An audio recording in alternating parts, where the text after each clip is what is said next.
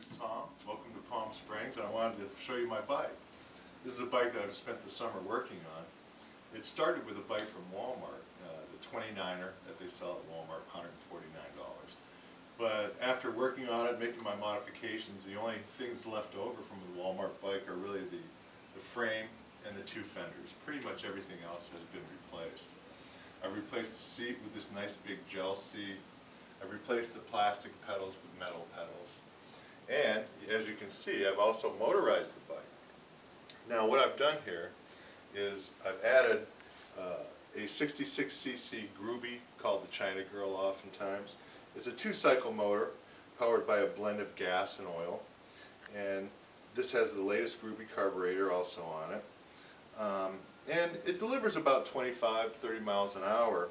The way this motor works is it's got a centrifugal force clutch, and if you pedal it 3 or 4 times, then dump the clutch, it'll engage the rear wheel and pull you along at about 25-30 miles an hour. This is the clutch here.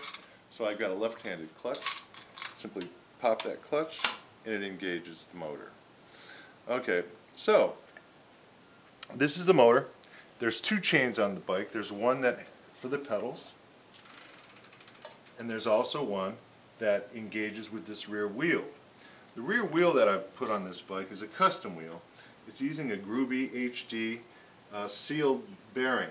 The sprocket actually threads onto this axle, and it has dual sealed bearings, which are much better for a bike when you're traveling at 30 miles an hour or so, not to have packed bearings but sealed bearings.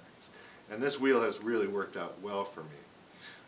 This wheel itself I purchased from a company, and along with having these custom 12-gauge spokes made in St. Louis and the wheel. So actually, in reality, the rear wheel costs more than the original bike at this point. But it's very functional and extremely well engineered to do the job. The bike originally came with a coaster brake, which has been replaced.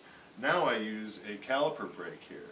And these are oversized beach cruiser brakes that I've modified to fit the bike both on the rear and the front. Speaking about the custom wheels, okay, the reason I got this rear wheel, it was to match the front wheel. And this bike has 2 power sources outside of the pedal power source. It has on the front, you'll see here, it is a 700-watt electric motor. And this is provided by Amp Bikes. It has a wire that comes from this motor, travels back to this controller. Everything involving the electric motor terminates at the controller. Here is the on-off switch for the electric motor. And once I turn that on, you'll see that that activates the electric throttle to power the front wheel.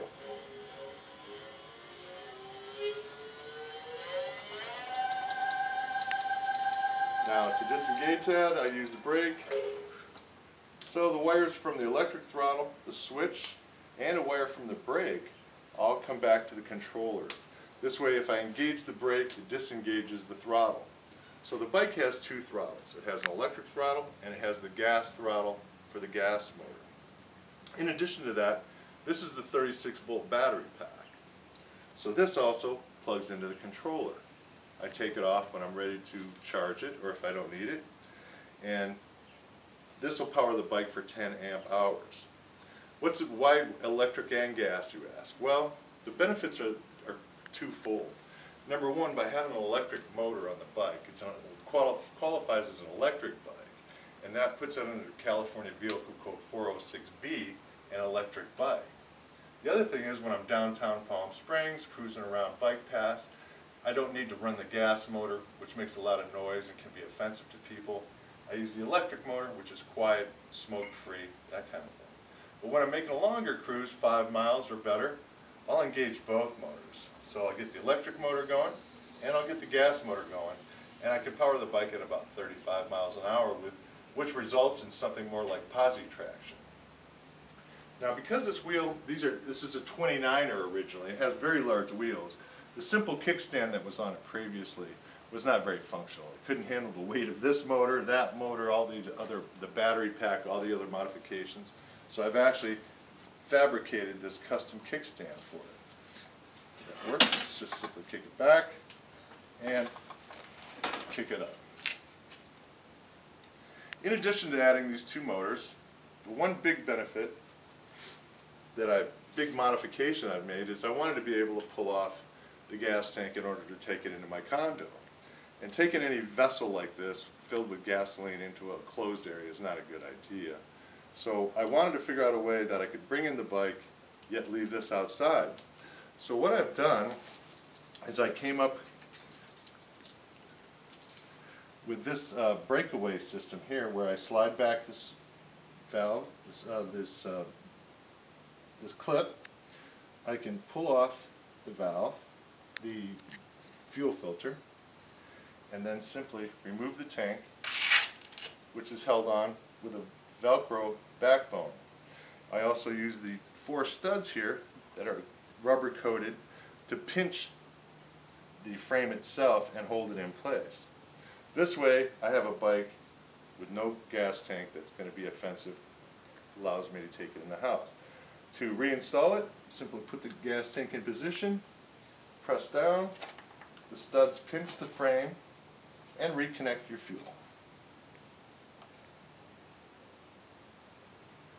Very easy.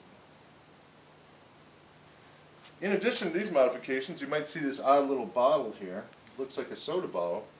What it is it stores the air supply that powers my horn. My horn here it's like a little small air horn that can be filled with air using your typical tire pump. So you fill this valve, fill the bottle with air, and you're good for about 30 pops with the horn. You can hear it's quite loud, so I wouldn't want to abuse the neighbors too many times. So when I'm riding the bike, I engage the electric motor and the gas motor. I'm running 2 throttles simultaneously. And my dual brakes are right located in this position. In addition to the ability to take off the tank, the horn for my first safety feature, I do have a very, very small headlamp that I've added to the bike, as well as a rear tail light that protects me at night, or at least lets people know that I'm there. So this is the bike. It's taken most of the summer to build it. It's the kind of thing that you work on forever, it seems like.